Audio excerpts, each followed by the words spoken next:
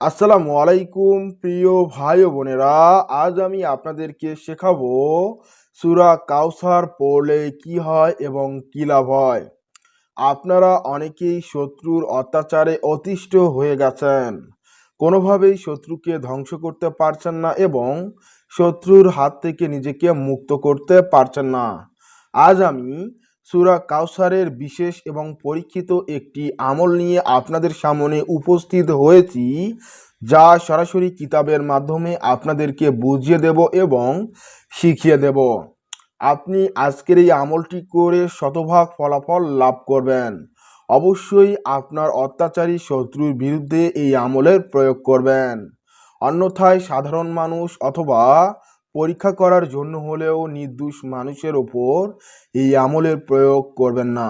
যদি করেন তাহলে আপনারই ক্ষতি হওয়ার সম্ভাবনা রয়েছে।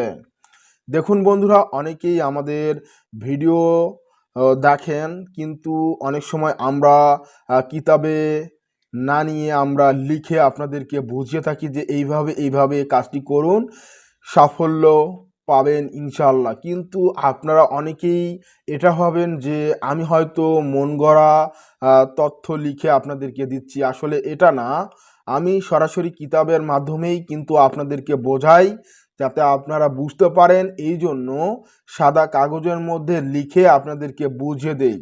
দেখুন, এখানে কিতাবের মধ্যে যদি আপনাদেরকে দেখাই, অনেক সময় কপিরাইট ইস্যুর কারণে সমস্যা হয় চ্যানেলের মধ্যে। তাই আমি বই উল্লেখ না করে আমরা হাতে লিখে আপনাদেরকে বলে বোঝাই, যাতে আপনারা বুঝতে পারেন। আপনাদের প্রয়োজনে আপনারা এই আমল বা তাবিজের প্রয়োগ করে সমস্যার সমাধান করতে পারেন। এই হলো বিষয়। আপনারা কেউ অন্যভাবে নিয়েন না। আমরা আপনাদেরকে রিয়েল তথ্য দিয়ে থাকি, যেটা আপনাদের উপকারে আসবে এবং কাজ করে আপনি সাফল্য লাভ করবেন। এখন আপনি যদি স্ক্রিনের মধ্যে সরাসরি লক্ষ্য করেন, এটাও কিন্তু এক ধরনের কবিরাজি পুস্তকের লিপিবদ্ধ। এটাকে অনেক সময় বান মারার বিদ্যাও বলা হয়। তো আপনাদেরকে আমি সূরা কাউসার দ্বারা শত্রু ধ্বংস করার যে বিশেষ তদবিরটি, এটা সম্পর্কে জানিয়ে দেব এবং আপনার করণীয় কি সেটাও আপনারা বুঝতে পারবেন এবং কাজ করে আশানুরূপ ফলাফল লাভ করবেন। তো বন্ধুরা, আপনারা অনেকেই এ পর্যন্ত অবগত হয়েছেন যে আমি কি বলতে চাচ্ছি, আর আপনারা বুঝে নিয়েছেন। এখন আপনাদের করণীয় কি, তো সেটাই আমরা এখন সরাসরি কিতাবের ভাষায় বুঝবো যে কিতাবে কি বলা হয়েছে আর আমরা কিভাবে এই কাজটি করব। তাহলে এখানে দেখুন, বলা হয়েছে নিম্নের আমলটি অত্যন্ত কার্যকারী আমল। বুঝতেই পারছেন, সরাসরি শুরুতেই বলা হয়েছে যে এই আমলটি কার্যকারী, তাই চিন্তা ভাবনা করে এটার প্রয়োগ করবেন।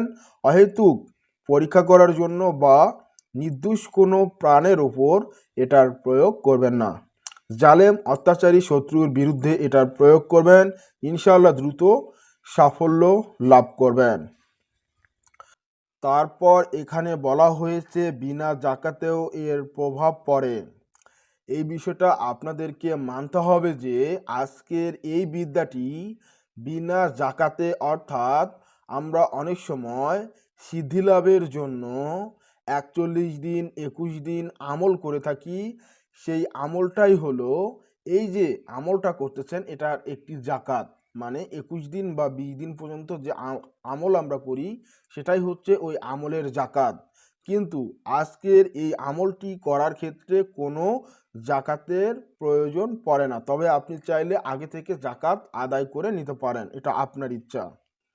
তারপর এখানে বলা হয়েছে শত্রু ধ্বংস করতে চাইলে কিছু সন্দব লবণ কাকর পরিমাণ করে নিবে। এখানে যে বিষয়টা উল্লেখ করা হয়েছে আমি আপনাদেরকে একটু পরে এটার বিস্তারিত বুঝিয়ে দিচ্ছি, তা আগে আমরা এটা পড়ে নেই। প্রতিটি কাকরের সাইজ একই হতে হবে। তাহলে আমরা পুরো এই সন্দুক লবণ আর কাকরের সাইজটা বুঝিয়ে দেই। যে দেখুন, এখানে আপনারা অনেকেই কাকড়া ভাববেন, আসলে এটা কাকড়া না। এখানে কঙ্কর না লিখে তারা লিখেছে কাকর, মানে টাইপিংয়ে একটু মিস্টেক। তো যদি মিস্টেক নাও হয়, আর কাকড়ার ক্ষেত্রে কিন্তু এটার প্রয়োজন হয় না, যেহেতু এটা আমাদের পরীক্ষিত বিদ্যা। আর এটাও আমরা অনেক কিতাবে এটার উল্লেখ পেয়েছি যে এখানে কাকর হবে না, এখানে হবে হচ্ছে কঙ্কর, মানে হচ্ছে চুলার মধ্যে যে কালো কালো কয়লা থাকে, যেমন কাঠখড়ি যখন আপনি আগুনে পুড়বেন তখন দেখবেন যে কঙ্কর অর্থাৎ কালো কালো যে কয়লাটা বের হবে, তো সেই কয়লাটা আপনাকে নিতে হবে, বুঝতে পারছেন। আর সন্দুপ লবণ, এটা কিন্তু আপনার হচ্ছে খণ্ড আকারে পাবেন, এটা আপনি যে কোনো মুদির দোকানে গিয়ে বললেই আপনাকে দিয়ে দিবে সন্দুক লবণ, ঠিক আছে, এটা বললেই দিয়ে দিবে। এই লবণটা একটু সাধারণ লবণের চেয়ে বেশি খর আর কি, এবং অতিরিক্ত লবণের স্বাদ লাগে, এটা আপনারা পেয়ে যাবেন। তো সেটা আপনাকে আহ, যে কঙ্কর অর্থাৎ হচ্ছে আপনার যে কয়লা, যে কয়লাটা নিলেন সেই কয়লার থেকে আপনাকে একটু সাইজ বা পরিমাণ মতো আপনাকে নিতে হবে, মানে ছোট বড় হলে হবে না, পরিমাণ মতো নিতে হবে, মানে সাইজ একই হতে হবে। তারপর মাঝরাতে উঠে জায়নামাজে বসে 101 বার উক্ত সূরা পড়বে, অর্থাৎ সূরা কাউসার আপনাকে পড়তে হবে। অতঃপর আগুন নিজের কাছে রেখে একটি কাকড়ের উপর 40 বার ফু দিবে, অর্থাৎ আপনাকে হচ্ছে কয়লা বা কঙ্কর যেটা বলা হয় সেটা নিতে হবে এবং তার উপর 40 বার ফু দিতে হবে। 40 দিন পর্যন্ত উক্ত নিয়মে আমল করবে।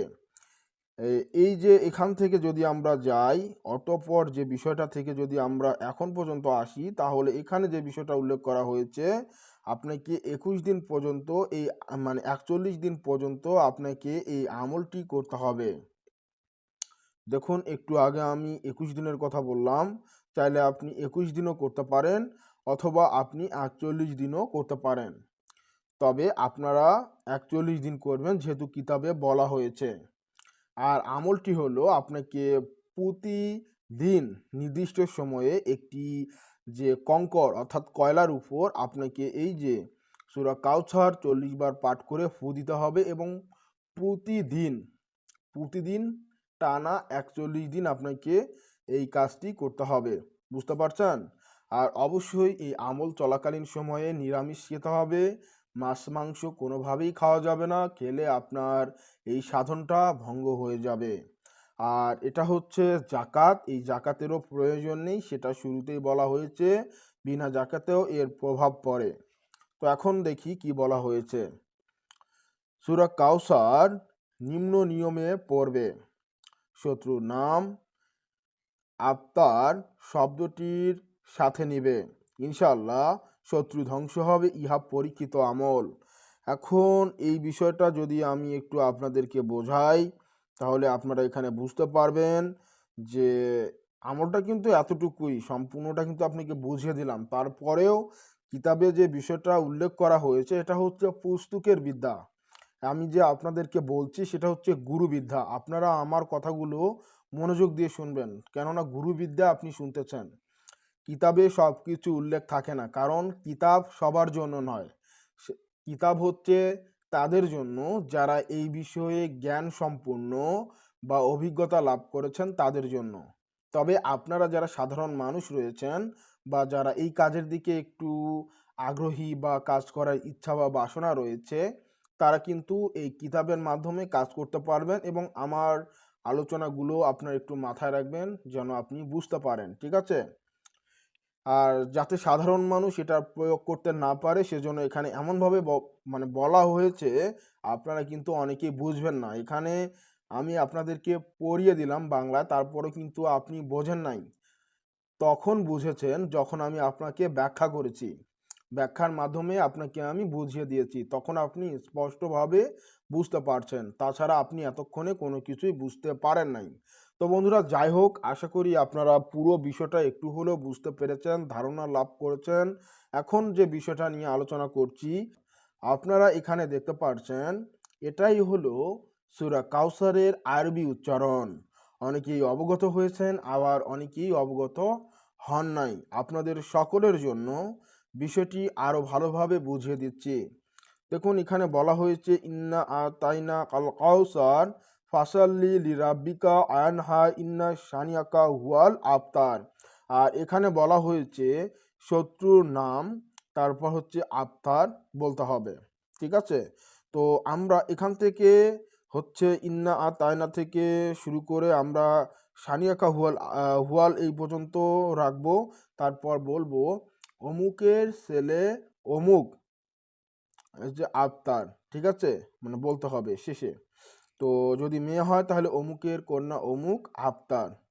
তো অনেক সময় এখানে আমরা একটি শব্দ যোগ করতে পারি, সেটা হচ্ছে আফতার হোক, মানে ধ্বংস হোক। তো পুরো বিষয়টা আমি আপনাদেরকে বলে দিলাম, তারপরেও যদি আপনি বুঝতে না পারেন, কারণ এভাবে আপনাদেরকে আমরাও বোঝাইতে পারি না কিতাবের ভাষায়, তখন আপনাদের মনেও ডাউট থেকে যায় বা কি বোঝাতে চাচ্ছি এটাও আপনাদের বোঝার ক্ষেত্রে একটু হিমশিম খেতে হয়। তবে আমি আপনাদেরকে পুরো বিষয়গুলি আরও ভালোভাবে শেখাবো আপনি যদি আমাদের চ্যানেলের সাথে যুক্ত থাকেন, এবং আমাদের চ্যানেলটি যদি এখনই সাবস্ক্রাইব করে রাখেন। আমি এই কাজটা করার অনুমতি আপনাকে দিয়ে দিলাম, আপনি এই কাজটি করেন, তবে অবশ্যই আমাদের ইউটিউব চ্যানেলে যুক্ত হবেন, চ্যানেলটি সাবস্ক্রাইব করবেন, আর ফেসবুক পেজ থেকে দেখলে পেজটি ফলো করবেন। আর আমাদের ইউটিউব চ্যানেল এবং ফেসবুক পেজের নাম হচ্ছে তাবিজ প্রো। ঠিক আছে? তো আশা করি আপনারা সকলেই বুঝতে পেরেছেন পুরো বিষয়, আর আমিও আপনাদেরকে বোঝাইতে পারছি। তবে একটা বিষয় হয়তো আপনারা পুরোপুরিভাবে বুঝে উঠতে পারেন নাই, যে আপনাকে কি করতে হবে। মানে আপনি কঙ্কর এবং সন্দুক লবণ নিলেন, এরপর আপনাকে কি করতে হবে দেখুন। সেই সন্দুক লবণের উপর আপনাকে এই যে সূরা হচ্ছে কাউসার, সেটা শত্রুর নাম নেওয়ার পর, মানে নাম নেওয়ার পর আপনাকে করতে হবে কি, আগে আপনি ধরেন এটা একটা হচ্ছে সন্দুক লবণ এবং কঙ্কর বা হচ্ছে কয়লা, এটা হাতে নিলেন। নেয়ার পর আপনাকে সূরা কাউসার পড়তে হবে, তাও বিসমিল্লাহ সারা। ঠিক আছে? তারপর যখন হুয়ালের পর শত্রুর নাম উচ্চারণ করবেন, করার পর আফতার বলবেন, বলে এই যে কঙ্কর, এই যে হচ্ছে লবণ, এর উপর একটা ফু দিবেন। এভাবে আপনাকে 40 বার মানে পড়তে হবে, 40 বার ফু দিতে হবে। দেওয়ার পর আপনাকে এই কঙ্কর এবং যে লবণ, সেটা আপনাকে নদী বা পুকুরে নিক্ষেপ করতে হবে সকালবেলা। আর আমলটি করবেন রাত্রেবেলা, যে কোনো সময় করবেন, যখন আপনি সময় সুযোগ পাবেন আমলটি করার মন মানসিকতা নিয়ে আপনি এই কাজের দিকে অগ্রসর হবেন।